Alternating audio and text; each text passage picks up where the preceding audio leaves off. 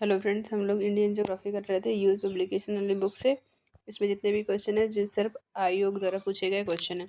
Start करते हैं 103 question से। निम्नलिखित में से किस नदी का समागम अरब सागर में है? नर्मदा, गोदावरी, कृष्णा, कावेरी। सही आंसर हो जाएगा नर्मदा नदी। ये भारत का मैप है, इसमें नर्मदा नदी इधर जाती है, साबरमती, माही, ये सब नदियाँ अरब सागर में गिरती हैं। और लाइक शेयर सब्सक्राइब जरूर कर दिया करिए और शेयर करा करिए आप लोग जो भी यूपी ट्रिपल एस सी पेट का एग्ज़ाम दे रहे हैं उनको, क्योंकि अगले महीने एग्ज़ाम है, इसलिए ये प्लेलिस्ट बहुत इंपॉर्टेंट है। इसमें हिस्ट्री का सब कुछ हो चुका है, जितना भी मिडेवल, प्राच एंशिएंट, मॉडर्न सब हो चुका है। आने वाले 1-2 दिन में, शायद कल कल इंडियन नेशनल भारतीय राष्ट्रीय कांग्रेस का सॉरी भारतीय राष्ट्रीय आंदोलन का 50 क्वेश्चन, बहुत अच्छे अच्छे क्वेश्चन लिए गए, उसको अपलोड किया जाएगा, देख लीजिएगा, ये बहुत इंपॉर्टेंट क्वेश्चन होंगे। 104वां क्वेश्चन देखते हैं। इनमें से कौन सी नदी भारत के में पश्चिम में बहने वाली नहीं है? नर्मदा, लूनी, साबरमती, कृष्णा। सही आंसर है कृष्णा। कृष्णा नदी जो है वो बे ऑफ बंगाल में गिरती है। और नर्मदा, लूनी, माही, साबरमती, ताप्ती, ये सब पश्चिम दिशा में बहती है, अरब सागर में गिरती है। देख लेते हैं। कृष्णा नदी जो है पश्चिमी घाट के महाबलेश्वर से निकलती है, ये इसको याद रखिएगा। नदी दे देगा और फिर ओरिजिन पॉइंट कहाँ से उद्गम होता है वो दे देगा, मैचिंग करना होता है। और इसकी लंबाई 14 से 1 किलोमीटर है। ये दक्षिण पूर्व होते हुए बंगाली खाड़ी में जाकर गिरती है। और ये दक्षिण भारत की दूसरी सबसे लंबी नदी है, और पहले तो गोदावरी है, फिर ये। आगे देखते हैं 105 क्वेश्चन। नदी वाला टॉपिक हो गया है, इसमें अब नदी घाटी परियोजनाएं करेंगे। देखिए क्या क्या चैप्टर। परिचय हो चुका है, भारत का परिचय, भौतिक विभाजन हो चुका है, पर्वत पहाड़ हो चुका है, दर्रा हो चुका है, और नदी हो चुका है, जलप्रपात हो चुका है, ये सब हो चुका है। अब नदी घाटी परियोजनाएं करेंगे, रिवर वैली प्रोजेक्ट। स्टार्ट करते हैं। निम्नलिखित में से किस नदी को बिहार का शोक कहा जाता है? दामोदर, घाघरा, हुगली, कोसी। सही आंसर हो जाएगा कोसी। कोसी को बिहार का शोक कहा जाता है। ये यूपी ट्रिपल एस सी पेट में पूछा गया था। कोसी नदी को बिहार का शोक कहते हैं क्योंकि वर्षा के दिनों में उत्तरी बिहार में भीषण बाढ़ लाती है, और ये नेपाल से होते हुए भारत में प्रवेश करती है। पोंग बांध किस राज्य में व्यास नदी बनाया गया? हिमाचल प्रदेश, मध्य प्रदेश, उत्तर प्रदेश, बिहार। इसका सही आंसर हो जाएगा हिमाचल प्रदेश में पोंग डैम है, यहाँ पर ही व्यास नदी बनाया गया है। और इसका दूसरा नाम है महाराणा प्रताप सागर। दुलहस्ती परियोजना किस नदी पर है? चिनाब, गोदावरी, गंगा, इनमें से कोई नहीं। ये सही आंसर हो जाएगा चिनाब पर है। दुलहस्ती परियोजना चिनाब पर है, और ये जम्मू कश्मीर में है, इसको याद रखिएगा। दुलहस्ती परियोजना जम्मू कश्मीर में किश्तवाड़ जिले की चिनाब नदी पर है। ये रन ऑफ द रिवर परियोजना है। 390 मेगावाट की क्षमता का स्थापित किया गया, 2007 में इसको प्रारंभ किया गया। नागार्जुन सागर बांध किस नदी पर है? गोदावरी, कृष्णा, गंगा, कावेरी। सही आंसर हो जाएगा कावेरी, सॉरी कृष्णा। कृष्णा पर नागार्जुन सागर है। देख लेते हैं इसमें कौन कौन सी नदी में कौन कौन सा जलप्रपात है। नागार्जुन सागर कृष्णा नदी पर है। पोलावरम सिंचाई परियोजना गोदावरी पर है। रामगंगा पर है। और रामगंगा की सहायक नदी है, और इसके किनारे वो जिम कॉर्बेट नेशनल पार्क जो है रामगंगा के किनारे है। शिव समुद्रम जलप्रपात जो है वो कावेरी नदी पर है। ओकाई बांध भारत के निम्नलिखित में से किस राज्य में है? यह उस राज्य का दूसरा सबसे बड़ा बांध है। गुजरात, उड़ीसा, तेलंगाना, महाराष्ट्र। आंसर हो जाएगा गुजरात। उकाई ताप्ती नदी पर है, और ये गुजरात में है। ताप्ती नदी सूरत उसके किनारे है। उकाई बांध ताप्ती नदी के गुजरात जिले के सूरत में बनाया गया है। उकाई परियोजना जो है 300 मेगावाट विद्युत क्षमता वाली है। सरदार सरोवर बांध गुजरात का सबसे बड़ा है। ये सरदार सरोवर नर्मदा नदी में बनाया गया, और उकाई ताप्ती नदी। भाखड़ा बांध किस नदी में बनाया गया? चेनाब, ताप्ती, सतलज, रावी। सही आंसर हो जाएगा सतलज। सतलज पर चेनाब बनाया गया, ताप्ती पर उकाई बनाया गया। चेनाब दुलस्ती याद रखिएगा। भाखड़ा नागल बांध जो है हिमाचल प्रदेश के बिलासपुर जिले पर बनाया गया, और वो भी सतलज नदी पर बनाया गया। भारत का दूसरा सबसे ऊंचा बांध है। भारत में सबसे लंबा बांध कौन सा है? भाखड़ा, नांगल, रिहंद, हीराकुंड, नागार्जुन। सही आंसर हो जाएगा हीराकुंड। हीराकुंड जो है वो महानदी पर है। नागार्जुन कृष्णा नदी पर है, याद रखिएगा। रिवाइज करते हुए चलेंगे, जलप्रपात से एक क्वेश्चन आता ही है। भारत का सबसे लंबा बांध जो है वो हीराकुंड में है, उड़ीसा पर है, और ये महानदी पर बना है। कुंडकुलम परियोजना किस राज्य में? कर्नाटक, तमिलनाडु, तेलंगाना, केरल। सही आंसर हो जाएगा तमिलनाडु में। कुंडकुलम तमिलनाडु में। कुंडकलम परियोजना तमिलनाडु में है। यह एक नाभिकीय परियोजना है। इसकी शुरुआत 2001 में हुई थी और कंप्लीट 2013 में हुआ है।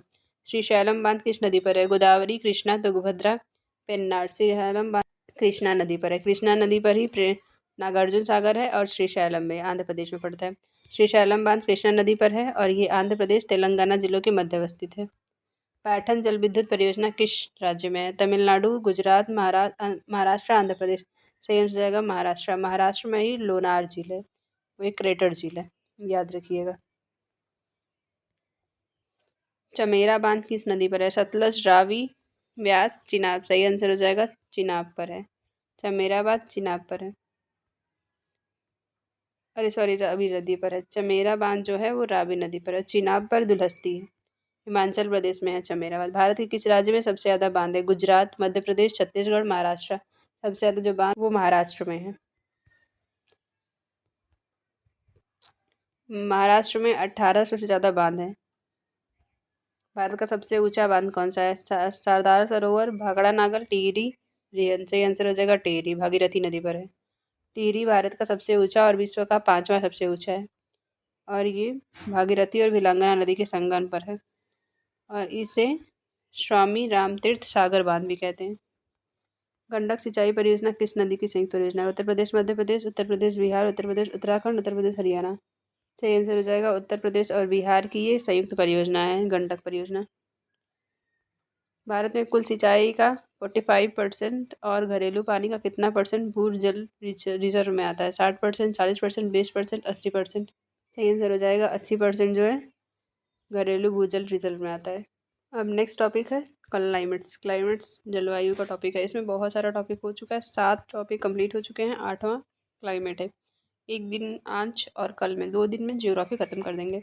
भारत की जलवायु को कैसी जलवायु कहा जाता है? ग्रीष्मकालीन, मानसूनी, शीतकालीन, इनमें से कोई नहीं। सही आंसर हो जाएगा मानसूनी प्रकार की जलवायु भारत की है। ग्रीष्मकाल में उत्तरी मैदानों में बहने वाली पवन को क्या कहते हैं? काल बैसाखी, लू, मैंगो सावर, व्यापारिक पवन है। सही आंसर हो जाएगा लू कहते हैं इसको। लू उत्तरी मैदानों में गर्म हवाएं होती हैं लू। ग्रीष्मकाल के उत्तरी मैदानों में बहने वाली पवन को लू कहते हैं। ये गर्मियों में उत्तर पूर्व या पश्चिम से पूर्व दिशा की चलती है, मई जून में चलता है। निम्नलिखित में से भारत में अक्टूबर की गर्मी का मुख्य कारण क्या है? भारत में गंगा के मैदानी इलाकों में अल्प दबाव तंत्र, आर्द्रता से जुड़ा तापमान उच्च, निम्न वेग हवाएं, गर्म शुष्क हवाएं। ये पेड 2022 में पूछा गया था, देख लीजिए। सही आंसर हो जाएगा बी। उच्च आर्द्रता से जुड़ा उच्च तापमान जो होता है अक्टूबर में गर्मी के कारण बनता है। निम्नलिखित में से किस कारण के कारण भारतीय उपमहाद्वीप में मध्य एशिया की तुलना में अपेक्षाकृत हल्की सर्दी होती है? कर्क रेखा, हिमालय, परिवेशीय समुद्र, महासागर धाराएं। सही आंसर हो जाएगा हिमालय।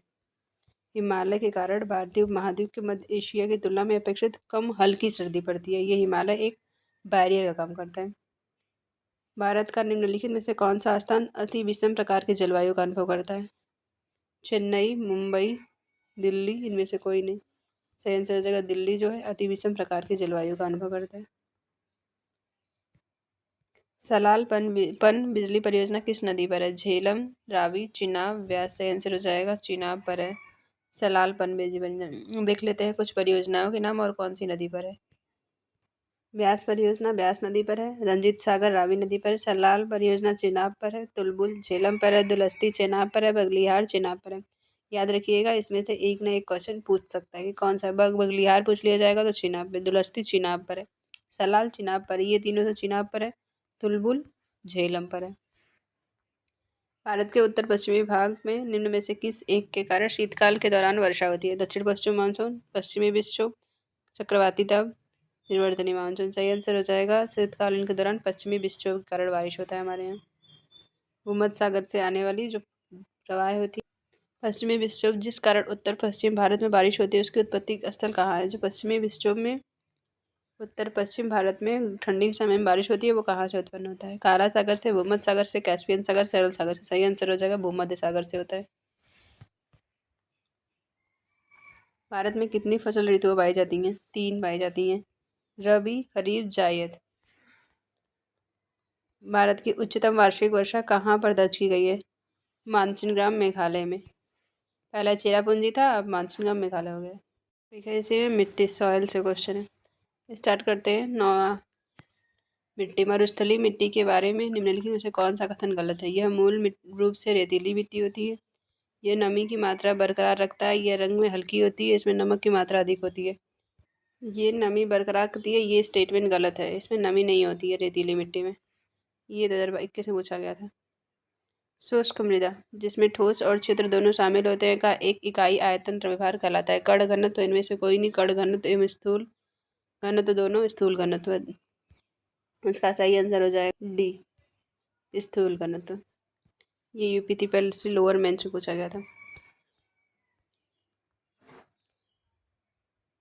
एक संसाधन के रूप में मिट्टी के कटाव और ह्रास को मिट्टी के संबंध में प्रमुख खतरा माना जाता है। निम्नलिखित में से कौन सा विकल्प मिट्टी के संरक्षण का सर्वोत्तम उपाय नहीं है? घास-पात से ढकना, आश्रय आवरण, बारिश के मौसम में बारिश के पानी में बह जाना, समोच्च जुताई। सही आंसर हो जाएगा बारिश के पानी में बह जाना, इसका उपाय नहीं है। खादर और बांगर निम्नलिखित में से किस प्रकार की मृदा है? ये जलोढ़ मृदा है।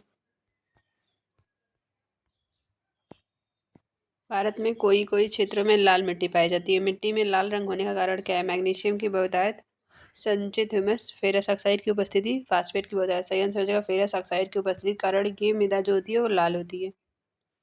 और ये कहाँ कहाँ पाई जाती है? ये छत्तीसगढ़ में, झारखंड में, उड़ीसा में, आंध्र प्रदेश में, कर्नाटका, तमिलनाडु में पाई जाती है। इसमें कपास, दाल, गेहूँ, मोटे अनाज होते हैं। टेरा रोसा शब्द का तात्पर्य है पीली मिट्टी, लाल मिट्टी। इसका सही आंसर हो जाएगा लाल मिट्टी से। तेज हवाओं द्वारा किस प्रकार की मिट्टी उड़कर आती है और जमा हो जाती है? पीली मिट्टी, काली मिट्टी, लाल मिट्टी, बलुई मिट्टी। सही आंसर हो जाएगा बलुई मिट्टी जो है तेज हवाओं के द्वारा मिट्टी उड़ जाती है और जमा हो जाती है। लहरदार भूमि और रेतीली मिट्टी की सिंचाई के लिए कौन सी उपयुक्त विधि है? फव्वारा।